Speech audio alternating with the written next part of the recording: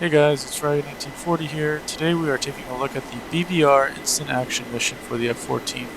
This mission takes place over the Persian Gulf map and was requested in the comments of an older breakdown video a few months ago. Fortunately, I was away on business for a while, but I'm back now and ready to get into it, so let's break this down. In this Instant Action mission, our wingman and I start in the air on a collision course with two Iranian MiG-29s. We are loaded out with 2 Phoenix missiles, 3 Sparrows, and 2 Sidewinders with a standard gun load. There are also 2 Iranian F-4s present in the battle space, but about 100 miles off in the distance. We end up looking for them after splashing the MiGs, but they eventually land before we're able to get them.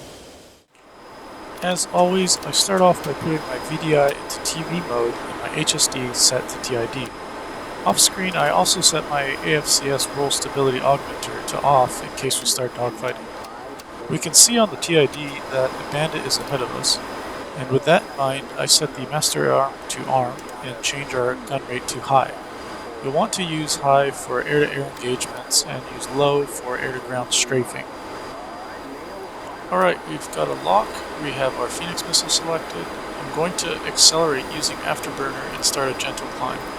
I want to put some extra energy into this missile and also set myself up to be perched higher in case I want to trade some altitude for energy if a missile is fired at us.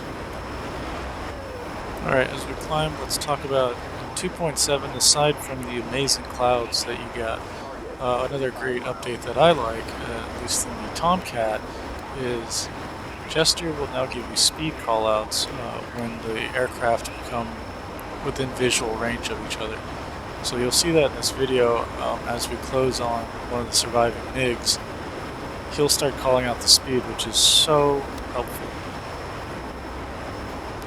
Alright, we fired our first Phoenix missile at the lead MiG-29. We are slowing down, we've come out of afterburner, and now I'm telling my wingman to engage bandits, and I should have done that beforehand because he needs to get a Phoenix shot off as well.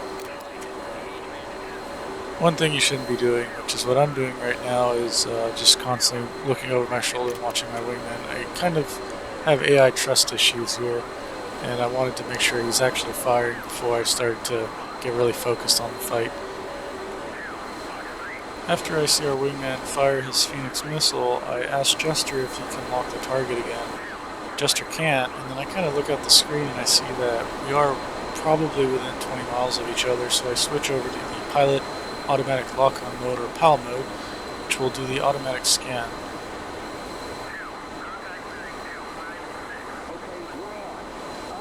As the PAL mode searches for the bandit in front of us, I switch over to the Sparrow missiles because I like to use these when I'm flying within visual range of friendlies, because that missile is for sure going to only hit your radar lock target. I see that we are within 15 miles, so I quickly fire a Sparrow shot. Within a few seconds, the lock is lost, and that is because one of our Phoenix missiles actually hit the bandit and he's going down. Now the search is on for the second bandit, who should be off to the left. So once again, we're using the PAL mode to search for the second bandit. The last time that I thought I saw him, he was up to the left of the lead MiG-29. I kind of lost him in the cloud cover, which is pretty awesome in 2.7. So now we're just going to search around the area that I think he should be in. At this point, we should have passed each other, so I'm looking below me to see if he had gone underneath, while we also maintain the PLM scan in front of us. 35844, I take a quick peek over there, and I do see a dot, so we're going to come around and keep our speed up. As we're coming through the turn, I'll try to keep my head on the dot because it is very easy with all these clouds to lose the bandit. I'm also peeking down at my RWR just to see if the RWR correlates to what I think is the MiG-29. So we gain a lock, and we can see on the TV mode that it's not a Tomcat, it's actually a MiG-29, so now we're going to fire on it under 10 miles with the Sparrow missile. You'll see here, I'm trying to maintain the lock, but also not decrease my altitude too much. The way that this guy is diving down, if the missile were to miss, he potentially could pull under me with a lot of speed. So what I would do is pull up into the vertical, roll back down on him, once I reacquired him near the top. But that doesn't happen. The Sparrow shot was successful, so now we're going to climb and we're going to tell our wingman to rejoin with us so that we can start driving towards the F-4 RWR heats. As we fly towards the F-4s, let's take a quick look at our remaining loadout. We have one Phoenix, one Sparrow, two Sidewinders, and full gun. Our wingman has two Sparrows, one Sidewinder, and I'm assuming full gun. This is plenty of firepower to take on two F-4s.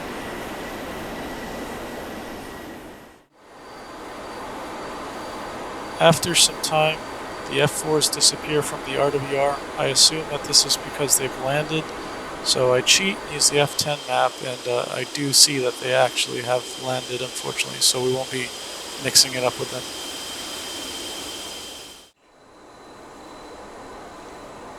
About 120 miles later, we are now over the Stennis, and we're going to try our first carrier landing in the F-14 in many, many months.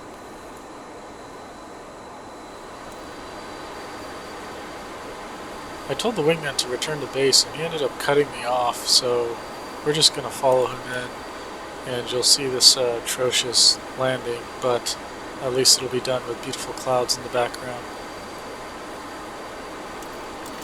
There's actually a very, very good cyclic ops and carrier ops video that this guy Peter Ross has made on YouTube, and I recommend checking it out if you want to see how to properly get into patterns and all that kind of stuff for landing, because this is not that video. So we'll pull a gear down, we'll take a peek at the carrier, and I always have to check to see if the DLC is out, because I always inadvertently hit it on or off, and it kind of messes me up later on when I discover it's actually off. And this is what a jet-powered train wreck looks like here. I haven't done carrier landings or even flown in DCS much in the past, I think, 3 or 4 months now, so I really struggle to get to the on-speed AOA, and as I'm doing so, I start ballooning up and down in my altitude changes.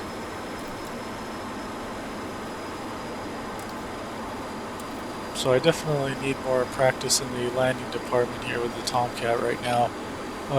If you guys have any instant action missions or other missions for the Tomcat you'd like to see me fly, go ahead and recommend that in the comments section, and then I'll take a look at that. Maybe we can make a video, and hey, that'll make me practice landing more, because I do like to complete the missions all the way throughout, which means landing on the carrier.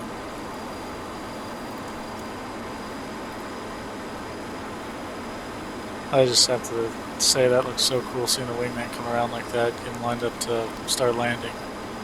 Everything with the lighting and the way the clouds are and stuff like that in 2.7 just looks amazing.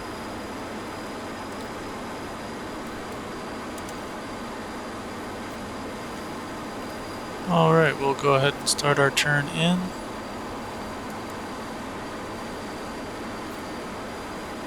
So one thing that I forget, and I'm quickly reminded of, is when you start your turn, because of the way the wings are, you will lose lift, so you need to increase power. Otherwise you'll just fall a lot faster than you thought you would. And the opposite of that, when you come out into the groove, you need to reduce power, because as you put your wings closer to level, they produce more lift, and you start to float.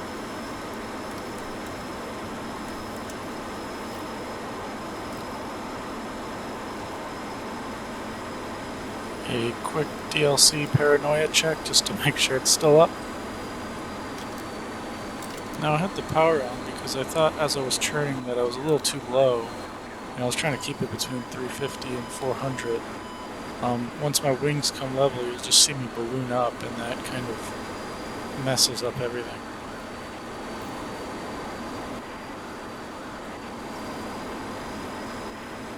So Jello gives me the wave off, and unfortunately it is getting late at night and I'm not doing another pass. So we're gonna land this thing, and if we have to go talk to the boss afterwards, that is how it's gonna go down.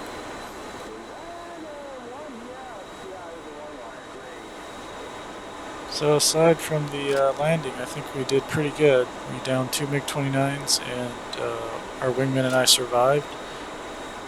One of the things I think I could have done better was I should have told my wingman to engage the bandits either right at the onset of us like detecting them or before I even fired my missile, because I think we wasted a lot of time doing that, and the bandits got pretty close to us. I think it was about 20 miles or so when our wingman actually fired. Another area that needs improvement is I could have done better keeping track of that second bandit, the wingman to the leader MiG-29. You know, we got so focused on shooting down that leader that we lost track of the second guy, even though I had him visually throughout the start of the engagement. And, you know, we didn't find him again until a wingman pointed him out, and he was actually behind us, so that could have been very bad for us. All in all, that was a pretty fun mission. Actually, you know, I've been doing a lot of these instant action missions and stuff for the Huey and the Tomcat and some for the Hornet, just seeing these missions now that have been updated, like the 2.7 weather, is pretty cool looking. So yeah, if you guys have any other missions out there that you would like to see, just let me know and just request it in a comment below, and then we'll see if we can make them for you. So thanks again for watching, and we'll see you next time.